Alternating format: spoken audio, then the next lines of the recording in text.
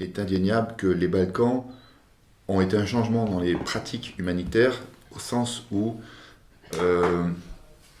on a dû adapter une approche plus sociale. C'est-à-dire que il y avait, je crois, 6 zones de sécurité à l'époque, et dans une zone de sécurité, Bihac, Nisa, Tuzla, Gorazde, etc., dans une ville, il y a des gens qui étaient vulnérables au sens de fragiles au niveau des besoins, des services essentiels, et d'autres pas du tout, parce qu'ils avaient de l'argent, parce qu'ils étaient en lien avec une diaspora. Et ça, on ne le voyait pas vraiment dans les pays auxquels on est habitué, en Asie ou en Afrique, où c'était carrément des zones entières. Et donc vous n'avez pas dans un même immeuble, ou dans un village, des gens, enfin, les choses étaient moins flagrantes. Donc des personnes âgées plus vulnérables que d'autres, etc. Donc on a eu d'ailleurs, je me souviens, le recrutement d'assistantes sociales pour pouvoir nous orienter dans toutes ces approches-là. Donc un contexte effectivement différent. Il y a eu aussi ceux qui ont travaillé au Daghestan, enfin, dans toutes ces anciennes républiques russes, enfin,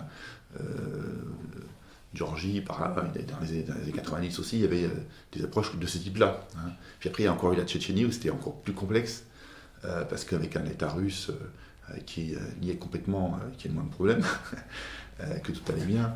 Enfin voilà, donc effectivement, les contextes de guerre civile ou de violence ne sont pas les mêmes. Et puis les techniques des combattants ne sont pas les mêmes. Quand vous êtes en Irak, si on vous prend un checkpoint, en priori, ils ne vont pas faire n'importe quoi. Au Libéria, ils peuvent faire n'importe quoi parce qu'ils sont sous l'emprise de la drogue. Donc, en Somalie aussi, parce que plus vous avez des enfants soldats, moins plus il y a des risques.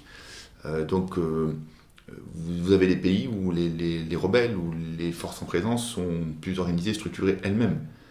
Et au même moment, il y a un élément aussi intéressant qu'il ne faut pas oublier de préciser, c'est que avec l'affaire de la guerre froide, la projection des Nations Unies aussi en tant que force de sécurité, soit pour imposer la paix, quand ils sont sous le chapitre 7 des Nations Unies, soit pour la rétablir, enfin imposer, rétablir, fait que les Nations Unies n'étaient pas que dans la délivrance de services, UNICEF, OMS, mais aussi dans une vocation, en lien avec le Conseil de sécurité, d'imposer par la force, si besoin.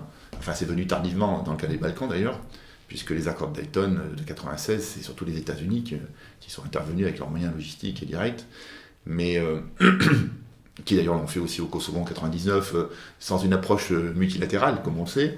Hein, Zvedan Todorov a fait un livre très, très bien là-dessus, qui résume dans ce glissement dans les années 90, du début jusqu'à la fin, avec finalement un non véritable respect, enfin une utilisation des Nations Unies, finalement, au bénéfice de grandes puissances comme les États-Unis, qui aujourd'hui, d'ailleurs, les États-Unis de Trump sont beaucoup plus en retrait. Voilà, donc tout ça est fluctuant.